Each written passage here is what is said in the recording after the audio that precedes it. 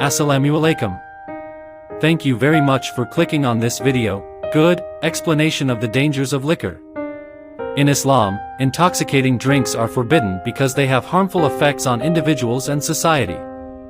They can lead to loss of consciousness, impaired judgment, and contribute to destructive behavior. Islam promotes a healthy and responsible lifestyle, and alcohol is seen as detrimental to one's physical, mental, and spiritual well-being.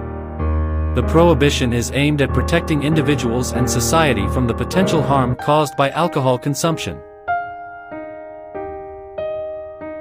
The Prophet Muhammad once explained that the culmination of all evil is khamr. In unconsciousness or drunkenness, people are often uncontrollable and eventually commit crimes. Imam Ahmad reported that Caliph ibn Walid narrated to us from Abu Ishaq from Abu Maysara from Umar, who narrated the following hadith, that when the verse prohibiting wine was revealed, Umar said, "O Allah, give us a satisfactory explanation of this wine."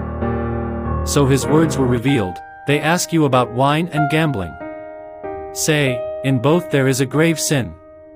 Surah Al-Baqarah, 219. Then Umar was called and this verse was read to him.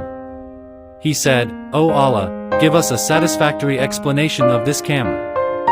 Then the verse in Surah An-Nisa was revealed, namely, "O you who believe, do not approach the prayer while you are drunk." Surah An-Nisa, 43. What is the definition of khamr or alcohol?